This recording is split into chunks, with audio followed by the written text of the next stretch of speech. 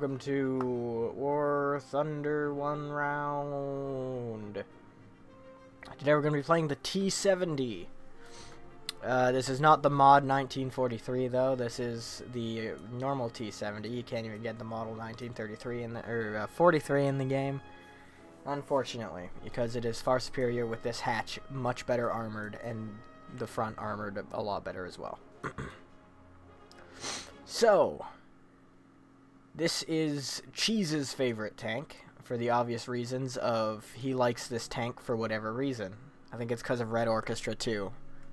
Because in the Combined Arms expansion, that was free for it, you are able to drive T-70s, and a two-man crew of a T-70 is probably the deadliest thing ever. Capable of taking out Panzers in a single bound.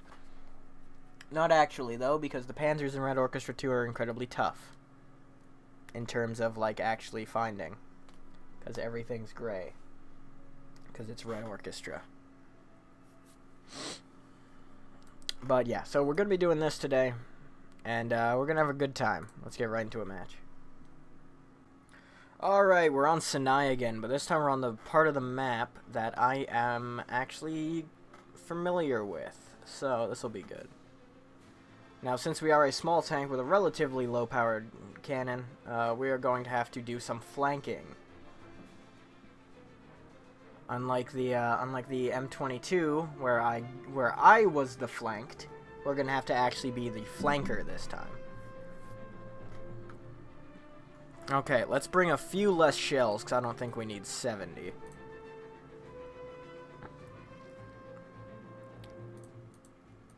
Okay, let's bring, let's actually swap these around.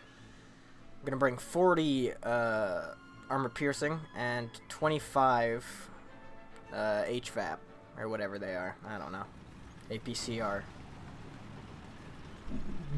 So, I brought, forest camouflage into the sand, so hopefully that might help. I don't know. Could you not, sir? Could you not?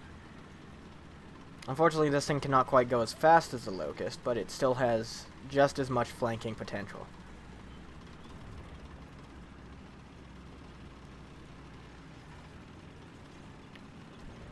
I'm gonna have to go towards the small town over here, because it's probably the easiest to flank in all things considered.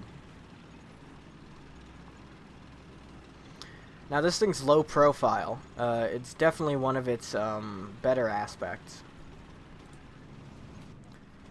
But the thing that gets me the most is just this front slope of armor. This front slope is probably the best armor slope in the entirety of the early war tanks. Not saying that this thing was exclusively early war, but for the most part it was used extensively as a scout tank.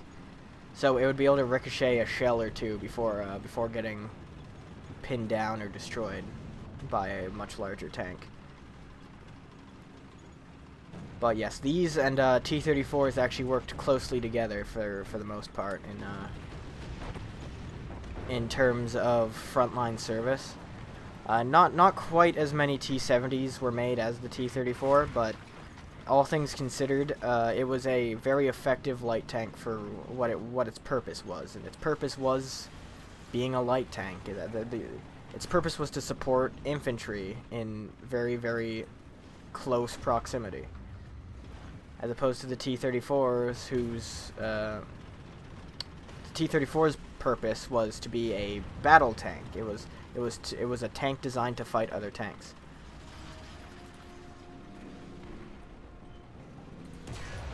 Shit. Okay, once again we got that front slope, and there we go. See, it ricocheted right off the front slope there, and that's good. Also, the T-70 has a very, very thick turret mantlet.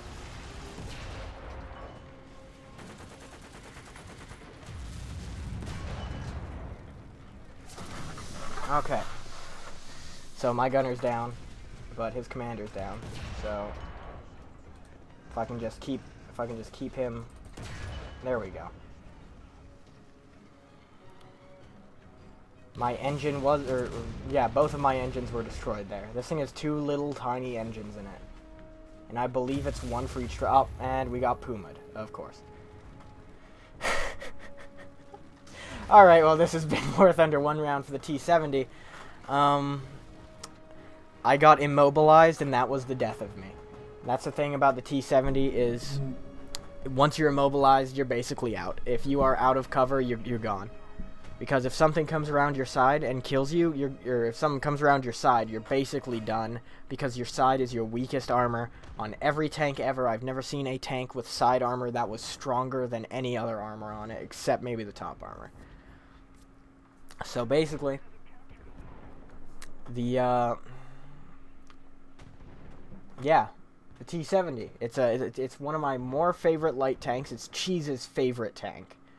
And all in all, fuck the Puma. Thanks for watching. See you in the next time.